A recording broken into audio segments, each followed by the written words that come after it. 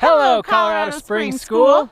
My name's DC. And I'm Rachel. And we're going to be your instructors from the Keystone Science School for your upcoming trip to the Colorado State Forest State Park. We are very excited about this trip. First off, we want to give you a little bit of information about ourselves. We're both second-year instructors here at the Keystone Science School, and we have extensive experience working with off-site trips such as yours. We both have advanced wilderness first responder medical training. I have experience leading multi-day backpacking trips in the wilderness, as well as experience living in northern Minnesota, where the temperatures got pretty cold. And I have experience leading multi-week backpacking trips with high school students, as well as extensive winter camping experience. Needless to say, we are excited to share our experiences with you as we learn about forest ecology and snow science during our trip. So a few things to know about the trip. We are going to be spending 4 nights together. The first 2 nights are going to be the easy nights, in the sense that we're going to be staying in large heated cabins about 100 feet away from our vehicles so that we can overpack. On the third day, we are going to be putting all of our things into backpacks and traveling to the Montgomery Pass yurt system.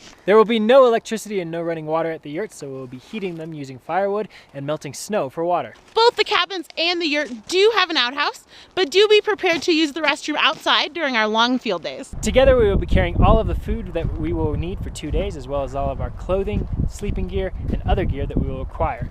We're going to be spending 2 nights at the yurt. On that final morning, we're going to be breaking camp and taking that 3 miles back to our vehicles. All right, so here's the deal. This is a little bit different than a typical backcountry expedition. So I've created a gear list of items that I think will be necessary. All right, one of the first things you're going to need is a backpack. We recommend at least 65 liters. This can be either an internal or external framed backpack. You're gonna need a sleeping bag. While Rachel and I have stayed in the cabins before, we've not been in the yurt, so we're not exactly sure how warm a fire will be able to keep them. However, if you visit the website, they definitely recommend a minimum rating of 0 degrees.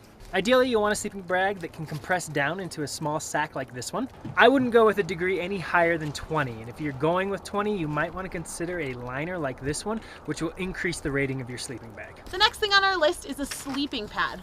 While both the cabins and the yurts will have bedding, the yurts are only going to have bedding for about 12 people, and we are going to be a group of 18, so there's going to be 6 of us who are going to be enjoying the floor. So if you have a sleeping pad, especially a sleeping pad that packs down small, bring it along. If you have a small bag like this one, it's really great for being able to store food and keeping it separate from all of your other gear. An essential on this trip is going to be base layers.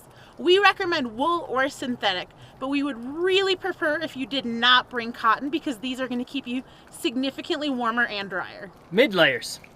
Think fleece.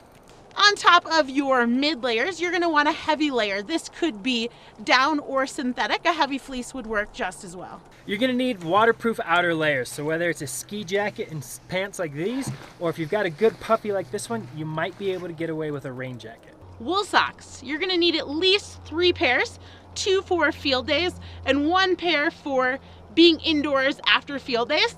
You do need to make sure these are wool socks. You're going to need waterproof winter boots like these ones. Typically they have some rubber around the toes. Hiking shoes that say that they're waterproof usually aren't warm enough.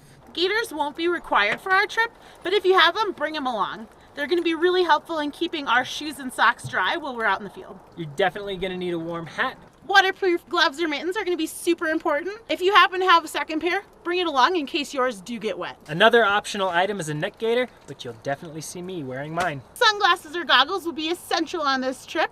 Due to the fact it's a winter trip, not only will you be seeing sun from the sky, but also sun reflecting off of the snow. You'll definitely need water bottles, 2 to 3 liters at a minimum, and you can't rely just on camelbacks or similar bladder systems, as the hoses can freeze. If you bring a camelback, that's all right, but you'll need at least 1 water bottle like this with a secure screw top lid.